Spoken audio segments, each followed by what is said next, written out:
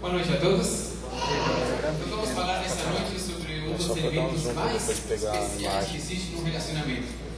Qualquer tipo de relacionamento, mas especialmente o relacionamento entre o homem e a mulher. Vamos falar sobre intimidade. A intimidade vem de uma palavra latim que se chama intimus, que literalmente significa interior. Ou seja, é uma pessoa abrir o seu eu, abrir a sua alma, abrir o seu interior para outra pessoa. E a outra pessoa também abrir o seu eu, o seu interior e compartilhar uma experiência íntima. Eis que é a intimidade. É a abertura do eu para outra pessoa. E uma abertura tão profunda que acaba gerando um relacionamento maravilhoso e uma consequência maravilhosa de felicidade, de amor, de transparência e de paz. Acontece que a palavra íntimo tem uma conotação na nossa cultura. A gente fala íntimo, logo a gente já pensa em questões físicas, né? Olha, eu sou muito íntimo. Então a gente pensa nas questões físicas. Também, é verdade, a parte física tem a ver com intimidade. Mas hoje vamos ver que intimidade é muito mais do que apenas aspectos físicos. Intimidade é uma porção de coisas. E através de todos esses elementos, nós podemos chegar a realmente ter uma comunhão especial, um relacionamento especial com a pessoa que está do nosso lado, com a pessoa que estamos compartilhando experiências. Vamos à Bíblia? E Gênesis é o começo de tudo. Gênesis capítulo 1, capítulo 12, capítulo 3, nós encontramos o começo de todas as coisas. E por isso no capítulo 2 de Gênesis, verso 23, fala assim: E disse Adão: Esta é agora osso dos meus ossos e carne da minha carne, e esta será chamada mulher, porquanto do homem foi tomada.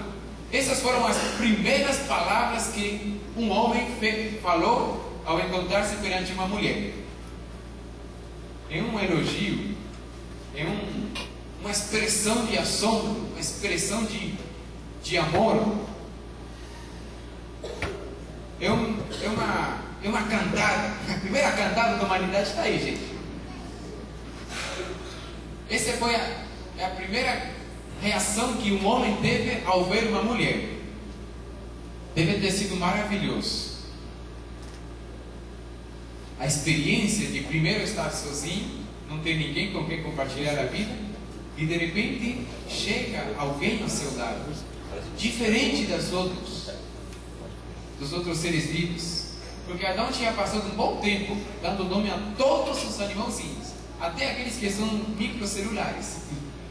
Mas ele não achou em nenhum desses animaizinhos alguém com quem ele pudesse ter uma intimidade, porque todos eram diferentes.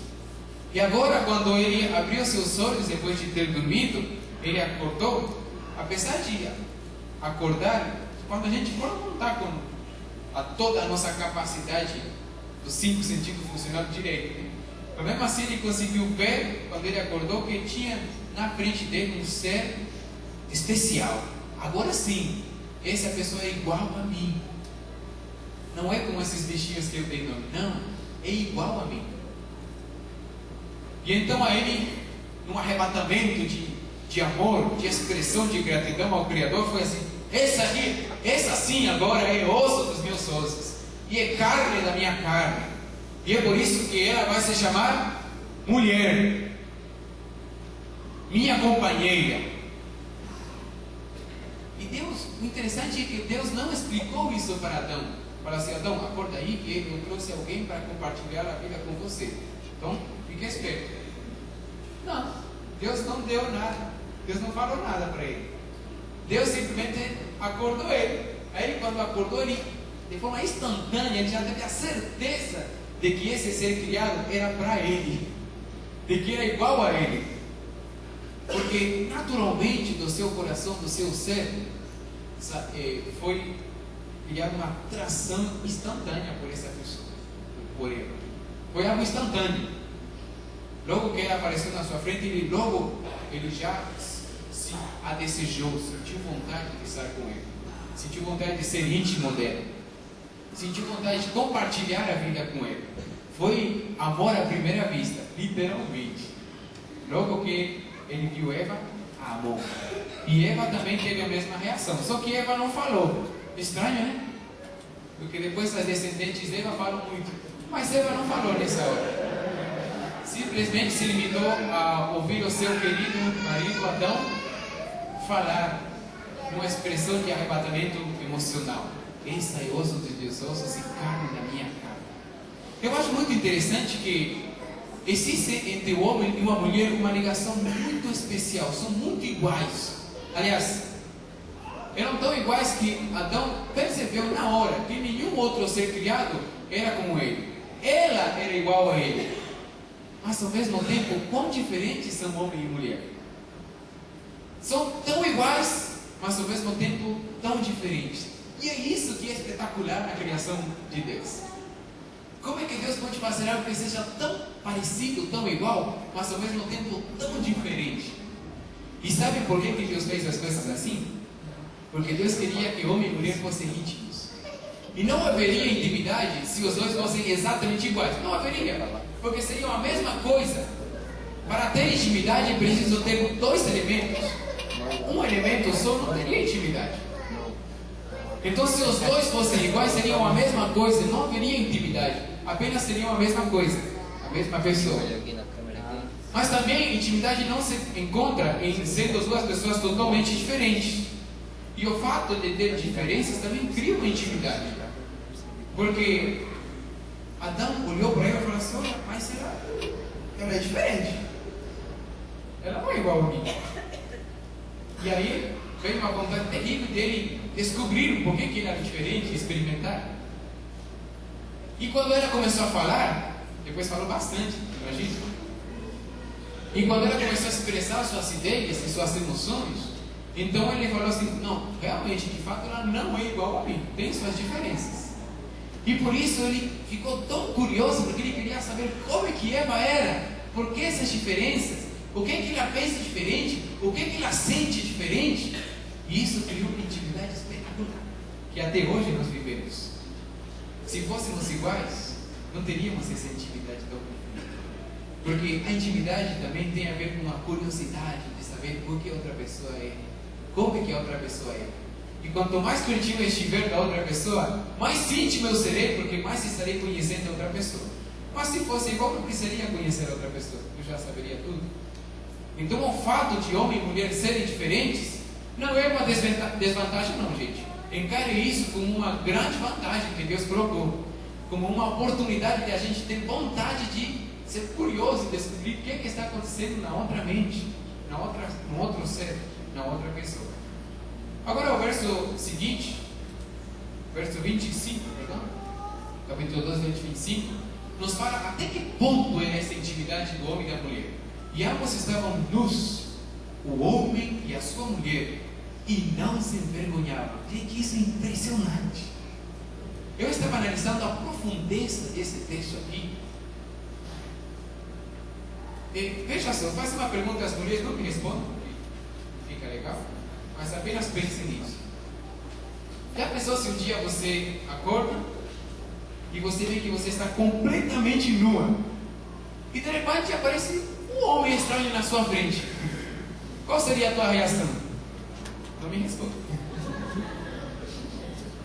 Agora vocês, homens, eu sei que um pouquinho menos, mas também temos um pouquinho de vergonha, tem, né?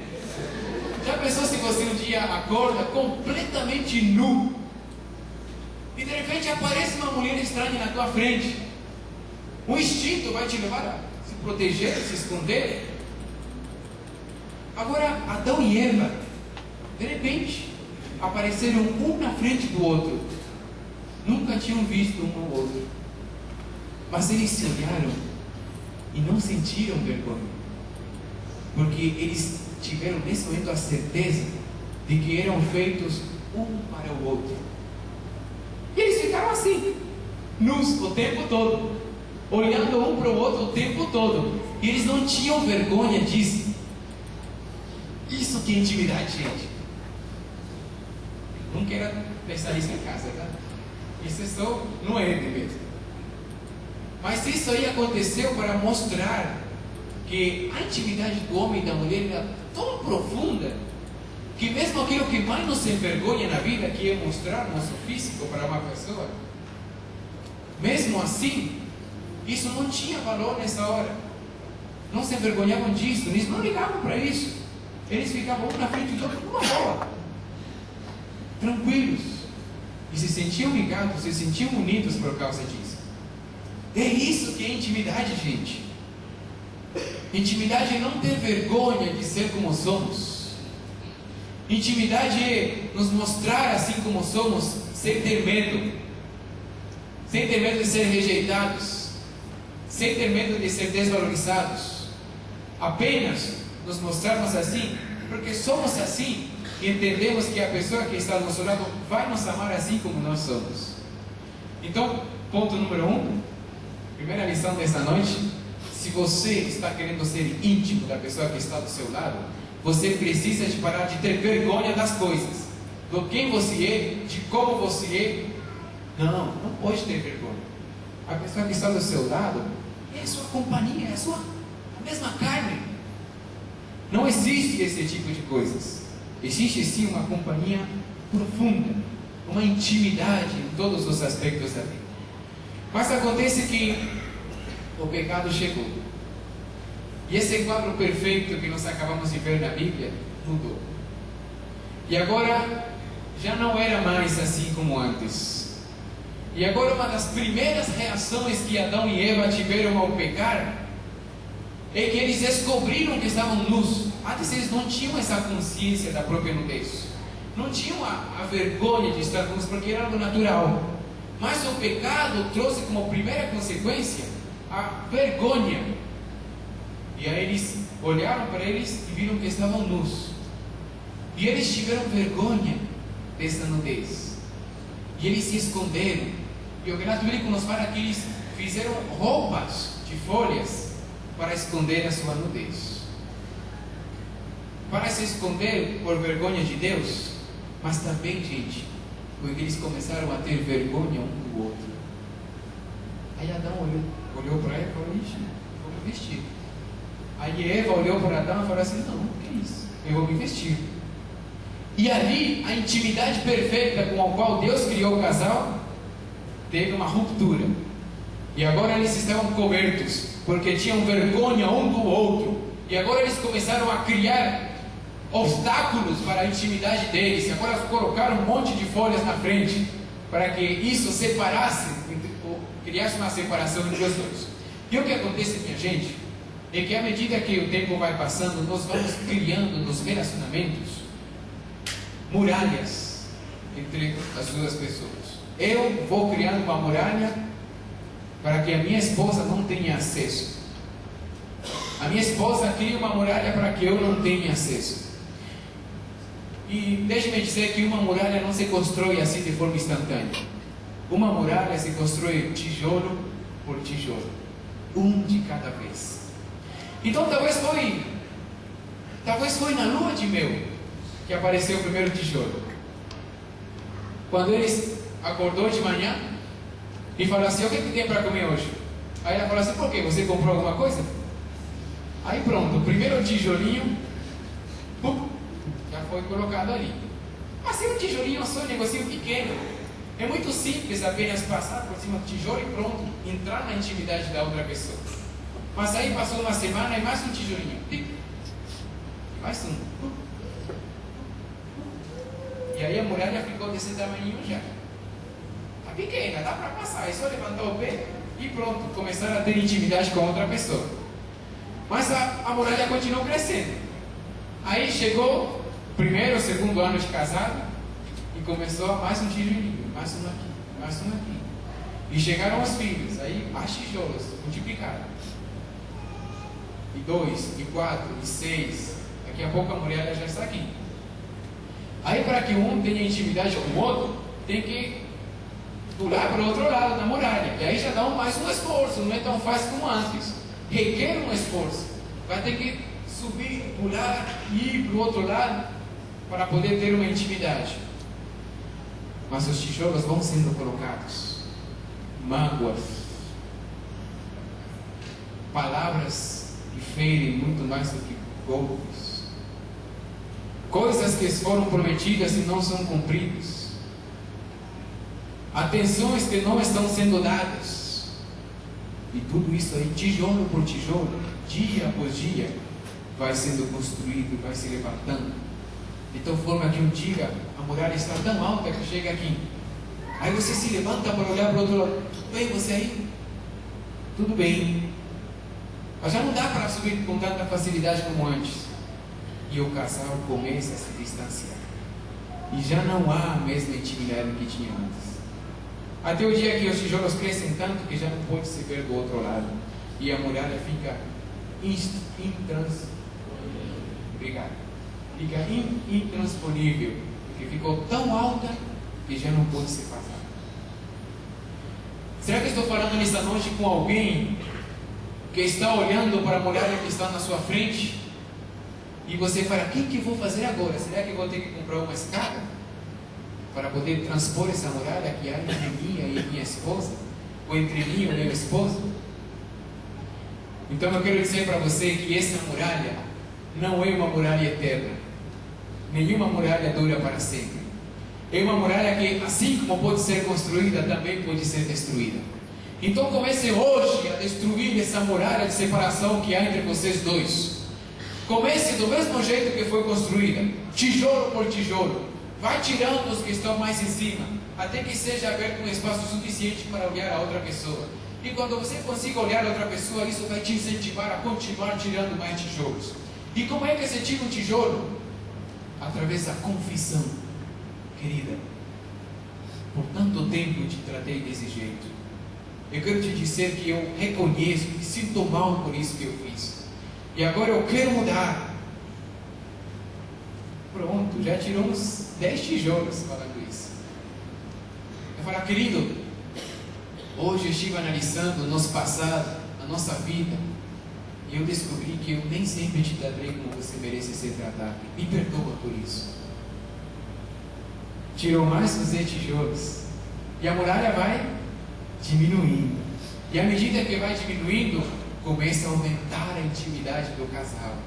E agora sim é possível, talvez, passar para o outro lado para ter aqueles momentos tão bonitos que tinham no começo.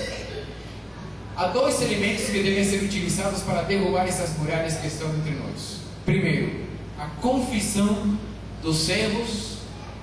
E segundo, o perdoar também. O que adianta o outro confessar e você fica, não, mas isso aí não te perdoa. Aí não vai adiantar nada, a muralha vai continuar lá em cima. Então você precisa confessar seus erros e você precisa perdoar quando outra pessoa vier confessar também. Se esses dois elementos estiverem presentes na comunicação do casal, a muralha pouco a pouco vai cedendo, cedendo, cedendo, até que finalmente não vai ter nada de impedimento e os dois vão ser uma só pessoa, íntimos, profundamente íntimos. Eu quero trazer para você agora alguns pontos para descobrir onde, quando e como nós devemos ter intimidade. Como é construída a intimidade? Então vamos lá para o primeiro ponto. A pergunta é, o que você acha? Nós estamos falando aqui de intimidade intelectual. É uma da parte da intimidade do casal. Intimidade intelectual. Nossa mente tem uma capacidade maravilhosa. Através dos 5 sentidos nós recebemos informações e nós elaboramos, processamos essas informações. A mente humana é a única mente de todos os seres vivos capaz de imaginar, de divagar nos pensamentos. Você agora mesmo, você pode estar em Paris. É só imaginar, fechar o olho e imaginar aquela torre bem alta. Assim. Pronto, você está em Paris. Que capacidade da mente humana de poder imaginar objetos, situações, coisas. A mente humana também tem a capacidade de desejar algo, querer alguma coisa com muita intensidade. Mas acontece que esses processos maravilhosos que eu acabei de citar funcionam apenas a nível mental. E muitas vezes eu posso estar em Paris e a minha esposa está no mundo real. Está aqui em São Paulo. E está faltando ir no mercado, porque não tem nada na despesa. Dispensa, se chama. Então, é aí que entra a intimidade intelectual. Não adianta a gente ter uma mente superdotada, não adianta sermos seres humanos muito capacitados. Precisamos nos comunicar intelectualmente. Precisamos saber o que se passa na mente de outra pessoa. Que desespero, gente, quando você vê que a tua esposa, teu namorado, tua namorada, teu amigo, tua amiga está ali pensando. Aí você pergunta, e aí, o que aconteceu? Nada. Que ruim, né? Você tem vontade imensa de saber o que está se passando por essa mente. O que você está pensando aí, tão quieto, parado? E dá um desespero a gente descobrir o que se passa na mente. E uma das coisas que mais o ser humano queria era poder ler os pensamentos. Mas isso é possível quando há intimidade. E é preciso que vocês tenham intimidade intelectual, que compartilhem pensamentos, que possam falar o que um está pensando e o outro também está pensando.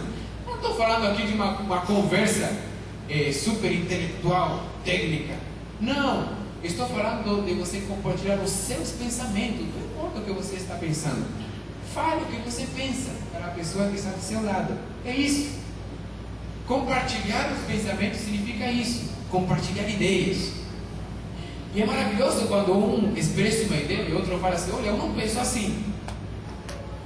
Aí estamos criando uma discussão saudável, um diálogo saudável, no qual os dois têm muito a ganhar. Aquele que expressou a sua ideia e aquele que ouviu a ideia. Porque aí o outro pode complementar a ideia com o seu ponto de vista. Então você tem tudo a perder se não compartilhar as ideias que você tem. Você tem muito a ganhar se tiver uma intimidade intelectual profunda. Compartilhar aquilo que estamos pensando. Outro ponto é o seguinte: permitir que o outro penetre em seu mundo. Essa aqui é a intimidade emocional. Permitir que o outro entre dentro do seu coração. Quando a gente fica sabendo que o filho de um amigo está doente, nos sentimos tristes. Quando a gente vai andando na rua e de repente passa um carro de bombeiros, nos sentimos preocupados. Quando alguém nos dá um sorriso, nos sentimos animados. Quando alguém toca nossa mão, nos dá um abraço, nos sentimos amados. Mas nem sempre quando alguém está sorrindo, você sabe por que essa pessoa está sorrindo. Nem sempre quando o marido sorri, a esposa sabe por que ele está sorrindo. Nem sempre quando a esposa está triste, o marido sabe por que está triste. E é por isso que precisa ter essa comunicação emocional. Precisa ter essa intimidade emocional, para que possamos saber o que o outro está sentindo. Não mais apenas pensando, mas também sentindo. Mas muitas vezes acontece o seguinte: veja só, a mulher chega em casa e fala, querido, eu estou tão depressivo ultimamente. Aí o homem olha assim, mas por quê? O que é isso, mulher? Você tem tudo na vida? Por que vai ficar triste assim desse jeito? Não. Resposta de um homem nécio. Ou se não fala assim, querido, estou desanimado ultimamente, não sei o que está acontecendo comigo. Ah, eu sei. É sempre a parte espiritual. Você não ora, você não se liga com Deus. Aí, tá vendo? Não, gente, o marido sábio responde da forma seguinte: querido, eu não vou conseguir contar isso. Me fale a respeito, o que você está sentindo? Como foi que você começou a sentir isso? E aí começam a ter uma conversa sobre aquilo que ela está sentindo. Sabe por que muitas vezes mulheres não abrem seu sentimento para com os homens? Porque os homens não sabemos lidar com os sentimentos femininos. Queremos dar conselho, faz assim, faz assado. Mas o que o homem precisa fazer é fechar a boca. Atenção, homem, fecha a boca nessa hora e ouça. Eu estou falando isso porque estou falando da minha experiência. Por isso eu falo com tanta intensidade. Coisa difícil você ouvir. Apenas ouvir quando ela está querendo me dizer alguma coisa. E às vezes a solução é tão simples, clara. Para mim é muito simples. É isso aí, pronto. Mas eu não posso falar isso para ela. Porque talvez ela até sabe qual é a solução, mas ela está querendo alguém que ouça, alguém com quem ela possa compartilhar sentimentos, emoções, falar um pouco do que está sentindo. Mas não sei porquê, nós temos a grande capacidade de sempre dar conselhos e sempre ter a última palavra em tudo. Sempre sabemos o que precisa ser feito. E isso é um erro, minha gente. Nós precisamos nos controlar, precisamos aprender a ouvir mais. E o contato emocional tem isso. Agora veja só, por que é tão difícil nos comunicar emocionalmente? Primeiro, porque nós negamos nossos sentimentos, ou fazemos de conta que eles não existem. Reprimimos eles. Porque talvez você cresceu numa família e que não era acostumado a falar sobre essa coisa, como eu me sinto, como você se sente, não. Talvez você cresceu em uma família em que o máximo de conversa que tinha, e aí? Como foi? Tá bem? Tá. Você vai para a escola hoje? Vai. Quando volta? E aí, você tem tarefa para casa? Tem? Então vai estudar. Do jantar, depois do jantar. Assim, tudo informações apenas, mas nada no nível emocional. Ou talvez você passou por um trauma muito sério na sua vida e te bloqueou sentimentalmente. E agora você não consegue falar dessas coisas que estão dentro, porque se você falar da parte emocional, você vai começar a relembrar tudo isso que aconteceu e isso vai te machucar profundamente. Então você prefere ignorar. E esse tipo de pessoas são as pessoas que você pergunta: e aí, como você está? Não, estou bem. O que você sente? Não, nada, tranquilo. São pessoas que negam a si mesmo os sentimentos, ignoram, paralisam os seus sentimentos. Outro motivo pelo qual nós não gostamos de nos comunicar emocionalmente é que temos medo da reação da outra pessoa. Por exemplo, se um dia você abriu seu coração para o seu esposo, para o seu esposo, e a pessoa te ignorou, não ouviu direito o que você queria falar, te criticar por você ter falado isso, então o que vai acontecer no seu coração é que você vai se bloquear. Para que falar se ele vai me machucar? O que adianta eu abrir meu coração se eu vou receber de volta uma resposta dura? Vou receber uma repreensão por ter falado desse jeito. Então eu prefiro não me abrir. E muitas vezes é o que está acontecendo nos casais. Outras pessoas têm medo de se abrir emocionalmente porque nunca fizeram isso. Não estão acostumadas a lidar com emoções e temem perder o controle. Se eu abrir meu coração e contar tudo que estiver aqui dentro, eu não sei qual vai ser a minha reação, eu tenho medo. E a gente sempre quer estar no controle das coisas. Então eu não quero fazer isso, senão eu vou perder o controle. Não sei o que vai acontecer, tenho medo do desconhecido. E aí não fazemos isso.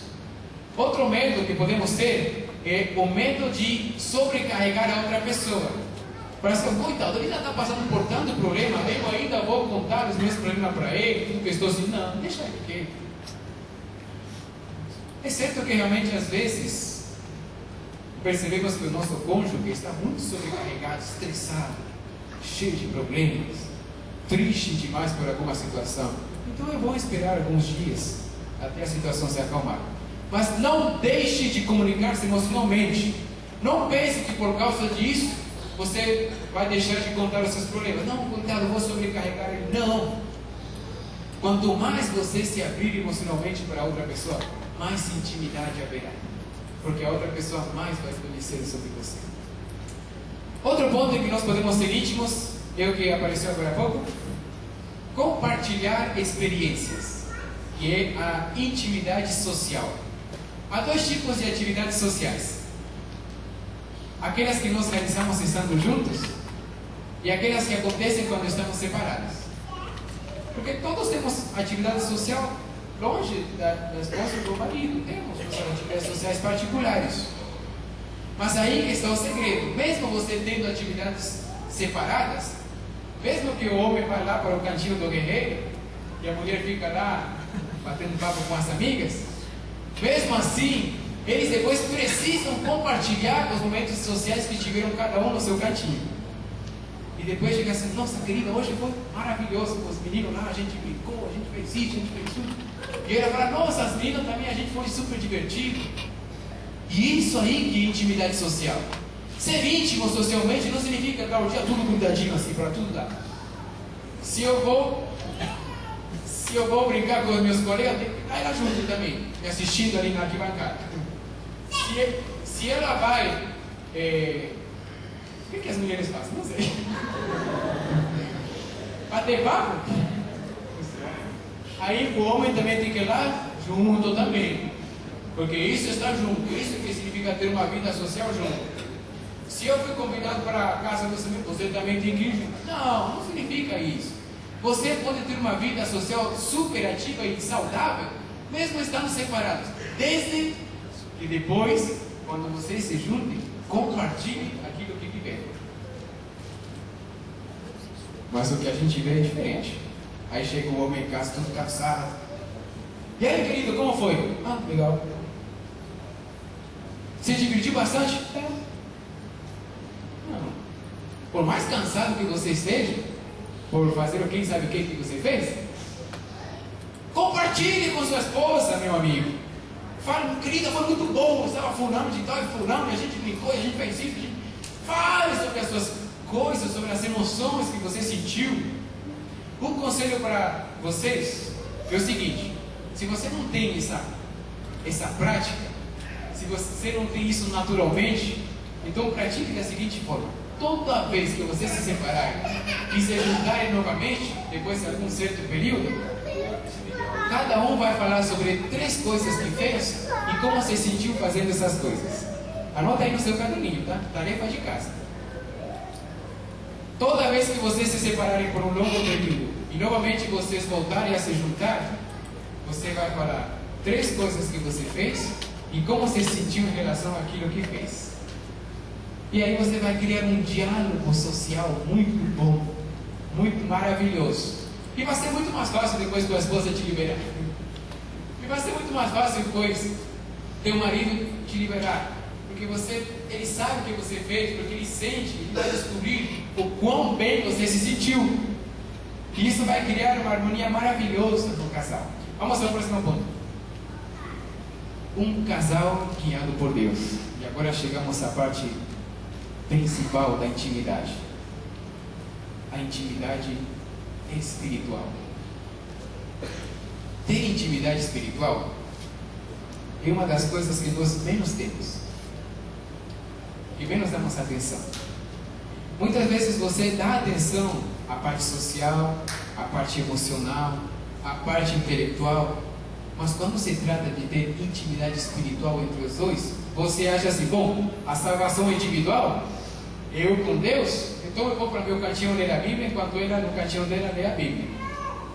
E você está perdendo uma maravilhosa oportunidade de ter uma intimidade,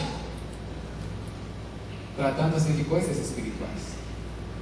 E talvez não, com certeza, de todas as intimidades que existem, essa aqui é a que mais une o casal. Você pode ser muito ligado intelectualmente com as pessoas que estão do seu lado. Você pode estar muito ligado em sintonia emocional também. Você pode ter uma vida social muito boa também. Mas se você não tiver intimidade espiritual com a pessoa que está do seu lado, você está perdendo muita coisa. O que significa ter intimidade espiritual? Vou dar exemplos práticos. A Regiane, minha esposa, gosta de estudar a lição comigo, lição da escola sabatina. E eu gosto de estudar com ela também, porque ela fala assim que quando estuda comigo é diferente de estudar sozinha. Aí tem outras ideias, e a gente começa a discutir questões espirituais, e isso nos liga muito profundamente. Embora eu tenha falado muito nessa parte, mas eu reconheço que realmente a nossa intimidade como casal aumenta muito quando nós estudamos a lição da escola sabatina juntos. Outro exemplo, eu vou dar exemplos meus porque eu conheço a minha vida. Quando a gente está, às vezes, andando de carro, indo para algum lugar, aconteceu umas semanas atrás, estávamos indo para uma conferência em Cedro. E aí começamos a conversar sobre a igreja, sobre questões espirituais, sobre a juventude, sobre decisões espirituais que precisam ser tomadas. E às vezes a gente viaja quilômetros, 100, 200, 300, e vai nessa conversa ali. E é maravilhoso, porque uma das coisas que mais incentiva o meu ministério é a conversação que eu tenho com ela. É o diálogo que eu tenho com ela sobre questões espirituais. Eu posso falar com todos vocês sobre questões espirituais, mas nunca, desculpa, tá, gente? Mas nunca alguém vai me atingir tão profundamente como a opinião dela e aquilo que ela pensa sobre as questões espirituais. E isso aí não apenas beneficia espiritualmente a gente, mas nos une como casal. Não tem condição de brigar depois de ter falado sobre isso. Não tem condição de a gente discutir depois de estar falando de coisas espirituais. Não tem. Não tem condição de você ter uma discussão depois de ter feito uma visita missionária com a sua esposa. E um dos conselhos que minha mãe me deu quando ia me casar, falou assim: filho, quando você estiver mal, emburrado, quando você estiver em um momento crítico no seu relacionamento, pega a sua esposa e vai fazer uma visita missionária, vai visitar alguém. Eu já fiz isso, deveria fazer mais. A gente volta longinho, porque você descobre que há pessoas que também são carentes e necessitadas. Você para de pensar em você mesmo e começa a pensar para fora de você, no mundo que existe fora de você. É por isso que a intimidade espiritual do casal é primordial. E existe mais um ponto. Quando nos relacionamos intimamente de forma espiritual, compreendemos o quão finitos somos, o quão dependentes de Deus somos. Compreendemos que já não se trata de que, o que ela faz, o que eu faço, não. Se trata de que, o que Deus faz por nós. Não se trata mais de que reação eu tenho ou ela tem, não. Se trata de quais promessas divinas podemos usar nesse momento. E aí, o relacionamento passa de uma esfera humana para uma esfera divina. Você passa de olhar questões simples, questões que às vezes humanamente não tem solução, e agora começa a vislumbrar soluções divinas. E questões que pareciam que não teriam solução, agora são resolvidas. E raivas e mágoas que pareciam que nunca iam sair daqui, agora saem. Porque o relacionamento não está mais apenas numa esfera humana. Agora o relacionamento aumentou e agora está numa esfera divina. Agora não são mais dois, mas são três.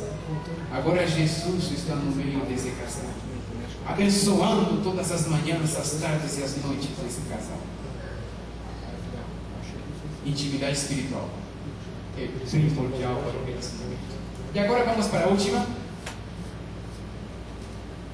que é uma só carne. E vamos falar sobre a intimidade física.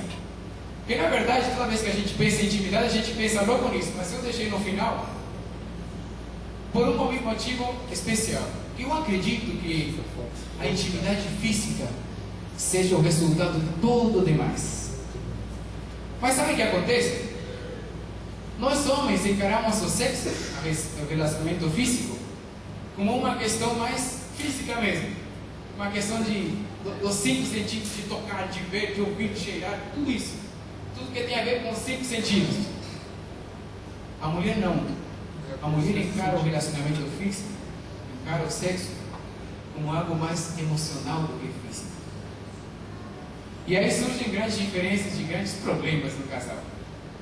Porque para o homem ficar animado, 2 segundos. Basta ele ver a sua esposa querida, tirar um pouquinho da roupa, pronto. Já está animado total, ânimo total. Mas a mulher não. E atenção, homem, não vai pagar o mico um dia de você querer tirar a roupa e querer... Às vezes ela nem te olha. Às vezes não está nem aí, vai embora. Você não mexe com ela. Sabem por quê? Porque o ato sexual para a esposa não começa no quarto, começa na cozinha. O ato sexual para a esposa não começa à noite, começa de manhã. Se você quiser ter uma noite agradável, marido, comece de manhã a dar duro. Não acha assim que às vezes a gente chega em casa à noite assim, é hoje. Não, isso aí você tinha que ter planejado faz tempo. Desde que você acordou já tinha que ter planejado isso. Na forma de tratar, no diálogo, lavar a louça, o pedido que você precisa, o cartão aqui para você. Mas assim, tem que ter desde cedo um contato especial. Porque a mulher faz sexo com a emoção. A mulher se relaciona fisicamente com a emoção. E você precisa preencher essa parte emocional. E isso demora um bom tempo. Não pense que em 10 minutos você vai preencher emocionalmente, não. É por isso, meus queridos e minhas queridas, que eu coloquei esse ponto aqui como último. Porque eu acredito que o ato sexual, a relação física, a intimidade física, seja o resultado de tudo. O resultado de uma intimidade intelectual, o resultado de uma intimidade profunda emocional, o resultado de uma intimidade social, o resultado de uma intimidade espiritual. Tudo isso vai dar como resultado uma intimidade física. Mas o ser humano, na cultura em que estamos vivendo, nós trocamos as coisas. E quando homem e mulher se conhecem, o primeiro que eles têm é o quê? Intimidade física. E depois tentam consertar as outras coisas. Está errado. O último vai ser a intimidade física, porque vai ser o resultado de tudo demais. Não vai ser a carta de apresentação de entrada, não. Vai ser o resultado de todas as outras coisas. Porque a intimidade física, Deus criou para ser justamente isso. O ápice do amor. O clímax da paixão. O ponto mais alto da intimidade é o ato sexual. Quando duas pessoas estão profundamente unidas, de coração, intelectualmente unidas, socialmente unidas, então aí elas naturalmente vão querer expressar esse amor de forma física, porque isso vai ser uma consequência da grande união que há entre eles.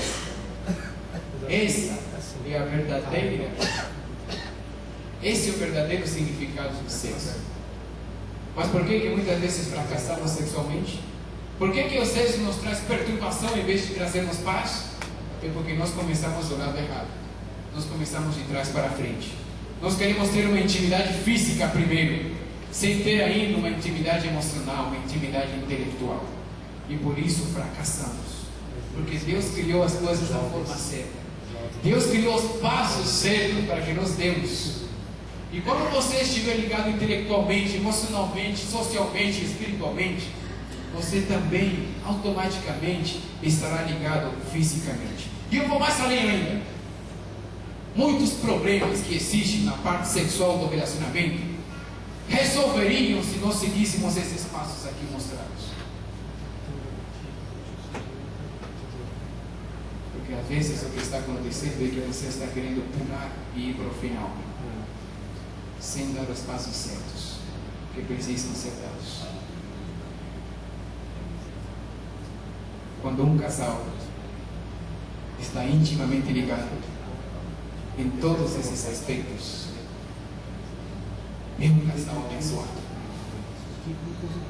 Não só porque eles vão ser felizes, mas porque eles terão também uma família feliz. Porque os aspectos que nós acabamos de ver não se aplicam apenas ao relacionamento marido e mulher, se aplicam também ao relacionamento com os filhos, com as noras, com os netos, com os tios, com os primos, com a igreja. Quer ter uma igreja feliz? Quer ter uma igreja operante, uma igreja viva? Tenha casais felizes, casais vivos, casais cheios de amor, casais íntimos. O casal íntimo gera uma família íntima. Uma família íntima gera uma igreja íntima. E é que Jesus virá buscar um povo, não pessoas escravas.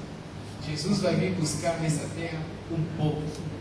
Ou seja, muitas pessoas que formam apenas uma, por tão unidos estão. Se nós queremos estar presentes no momento em que Jesus voltar para buscar um povo, comecemos hoje, sendo uma pessoa que está do nosso lado. Amém.